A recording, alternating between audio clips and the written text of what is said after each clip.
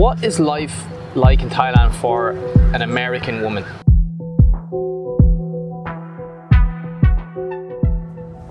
Hey folks, Pete here from Thairish Times. How you doing? How's it going? As we'd say in Ireland. It's going well over here. The sun is right above my head. It's the hottest time of the year right now, March, April. We're heating up in Bangkok. It's like an oven. So my pasty Irish skin is not gonna survive out in this sun. So I gotta get the intro out of the way, sharpish.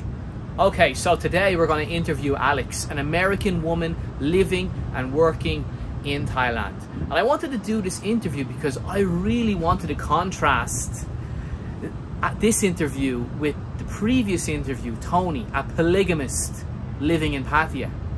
I just thought it'd be interesting to hear an American woman's story in Thailand. So without further ado, let's go meet Alex. And before we do that, let me just plug the 10,000 subscribers. We're not far away from hitting 10K. I can see it in the distance. It's not too far, but I need your help to get there. So if you like this video, please subscribe to the channel, click like, leave me a comment.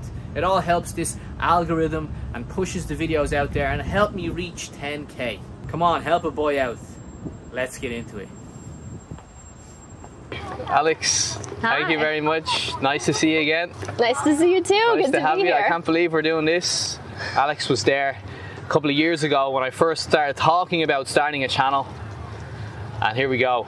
I'm actually interviewing, interviewing. Amazing. It's crazy, isn't it? That's awesome. Yeah. All right, so tell everybody where you're from and right. what you're doing over here. Yeah, so I'm from Boston, Massachusetts, USA, and I came over here about 4 years ago to teach English.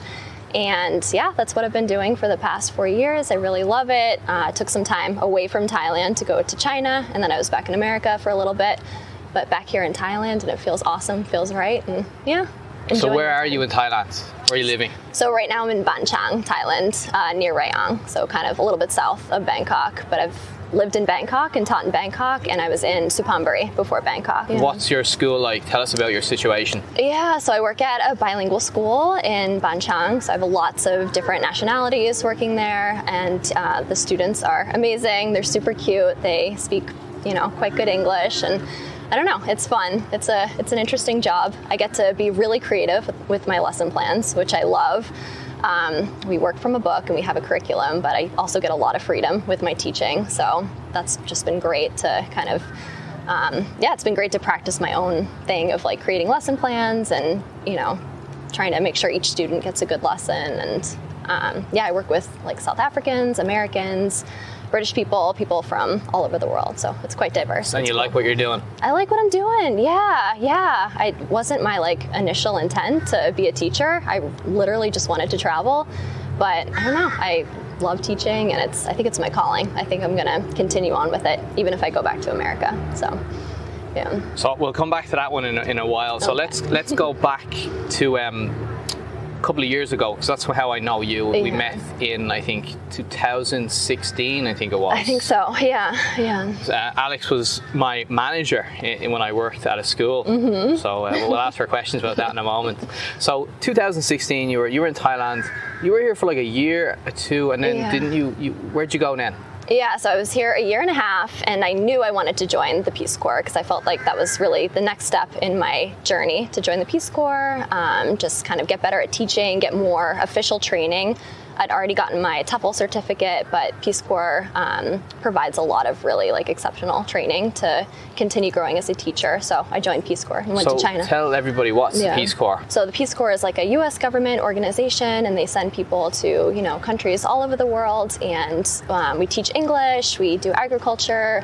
There's like a medical part of the Peace Corps, but I was in the education sector. And basically you're supposed to, you teach English in the country that you're in, but you also learn about that country, and you learn the language, and you get to know the people. And you're not supposed to come in and kind of dictate what's going to happen. You really learn about your community, and you learn the needs of the community, and you start projects to help the community, help the kids of the community. So it's just a really great organization. You serve in a country for 2 years, but I was only there a year and a half because of COVID. So which country were you in? So I was in China. What was that like? Because you were there at the very start when all this mess happened. Yeah, it was crazy. So I went home end of 2018, beginning of 2019, because that was Christmas. I hadn't been home for like over a year. Wanted to see my family, of course. And then I came back to China and everything was normal at first. This was beginning of 2019, but you were kind of hearing like whispers of something. Something was going on. People were getting sick. And something was coming out of Wuhan, China. So we had a Peace Corps meeting. We were supposed to have this meeting anyways, but they did mention in the meeting, like, maybe wear a mask. You don't have to, but might be a good idea. They gave us all masks, but it wasn't like this big panic chaos thing. It was just kind of like whispers. And then you did start to notice more and more people were wearing masks. And I went to Taiwan just for vacation. This was Chinese New Year. I wanted to celebrate with my friends. I wanted to have a good time. So we all went to Taiwan, and you had to like fill something out on the plane. I remember questions to make sure that you weren't sick. So I filled out that questionnaire, got to Taiwan, and was exploring Taiwan. And then was supposed to go back to China, and I texted my boss who was in China and said, should I come back? Like, is that a good idea? And she said, don't stay where you are. It's not a good idea to come back right now. So it was weird being there at the beginning and then just watching it all play out from where it's been. Where'd you go after Taiwan? Back to America? So we were evacuated to Thailand. They still weren't sure. They didn't know. They thought maybe China will be fine, and this is just like a short little thing that's happening. It's not going to be a big deal. So we all went to Thailand just to kind of wait it out and see what was going to happen. And then, they basically decided that this was not going to be a short thing, and we should go back to America. So we were all evacuated back. Yeah. Okay, so crazy. Let's get back to your life in Thailand. So what is life like in Thailand for an American woman? I've had a really positive experience, to be honest, as an American woman in Thailand. I feel like I'm, treated really well here. Everyone's super friendly. I feel like at every school that I've worked at, I've been, I've made a lot of friends. Thai people are very warm, very welcoming to me. And I just feel like, it's been great, honestly. I don't know what more to say about it.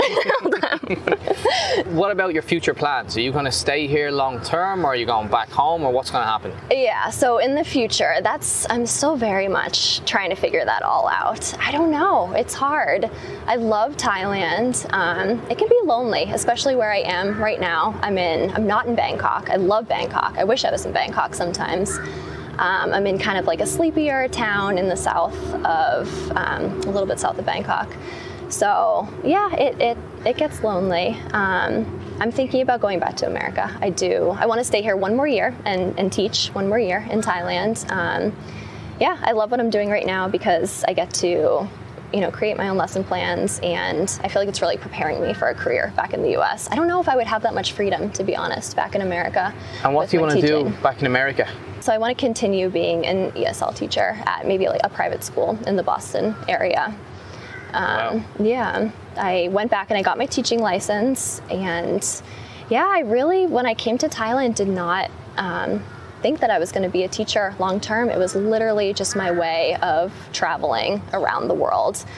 And it was kind of like my in to get into Thailand and to stay in Thailand. But I just really love it. And I used to teach older kids. I teach 5th grade now. I feel like I've found like a really good age for me. They're still young enough that they're like really excited about school. They're not like quite jaded yet. They're still really excited about like the silly ideas that you have for them to do.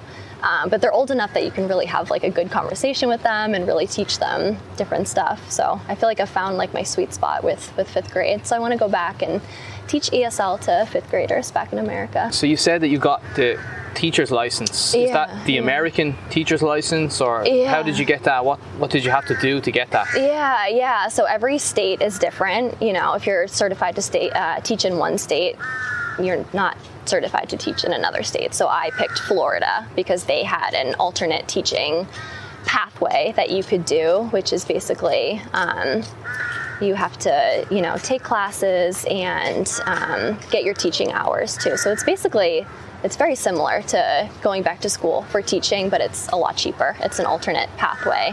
If you were a teacher over here and you got the American teacher's license or any other teacher's license, like, will that benefit your job in Thailand as a teacher in Thailand? Definitely, absolutely, yeah. As soon as I was able to show my school that I had this teaching license, I immediately got a raise, which was amazing.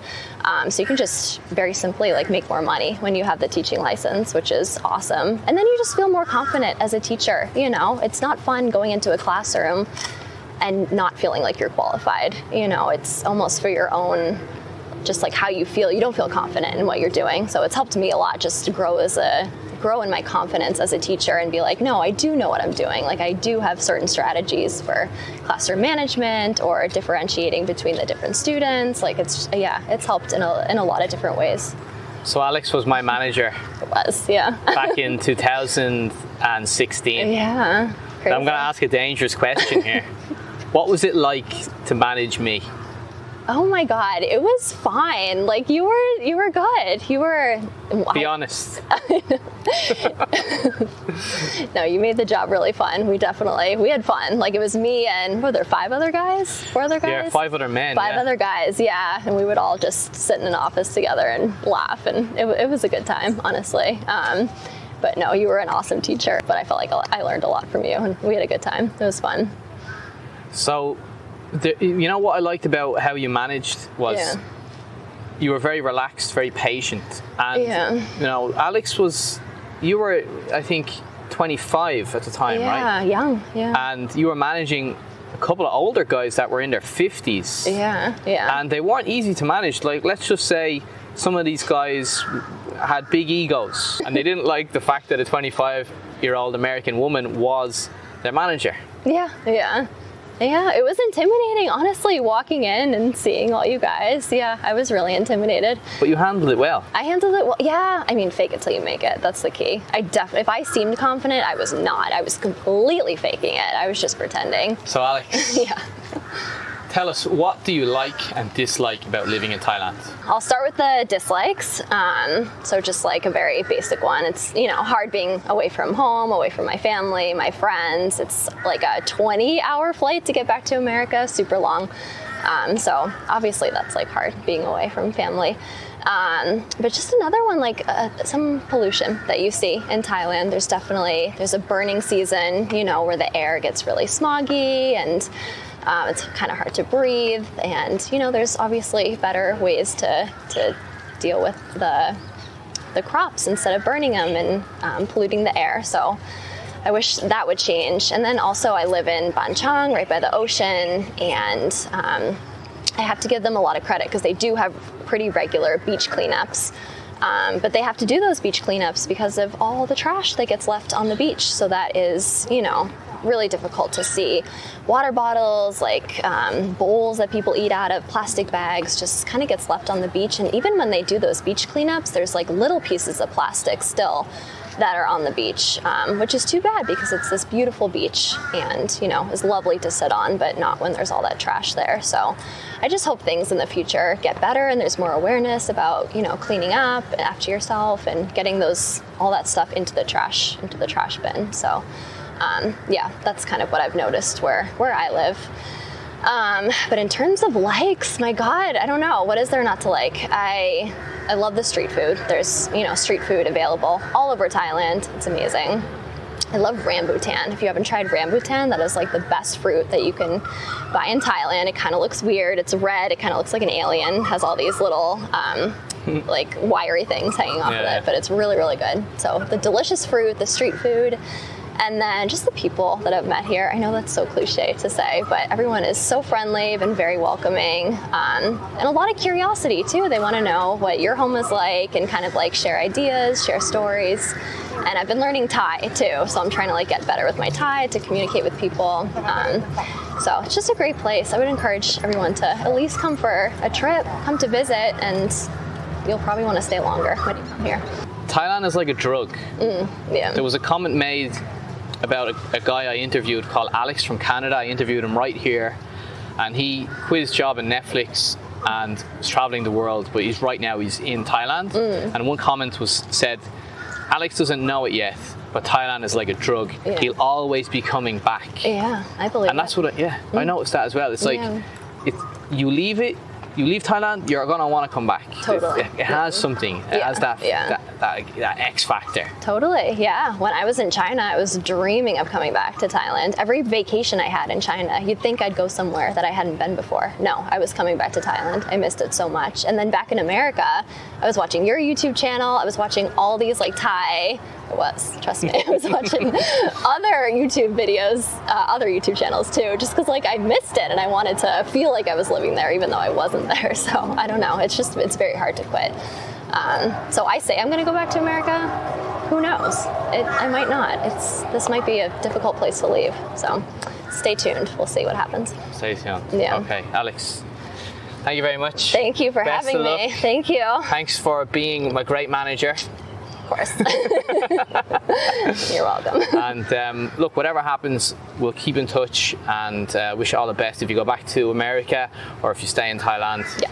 We'll always be in touch because you've been a great friend to me. Oh, thank you. Yeah, and I just want to say that on camera. So we have this little moment now, this interview together. Yeah, thank you. You have too. I know. Sometimes people you work with, you're just like in that moment friends with them, and then afterwards you just kind of forget about them. But we've stayed in touch for a long time, so that's been awesome. Yeah. Okay, now I'm going to plug the 10K.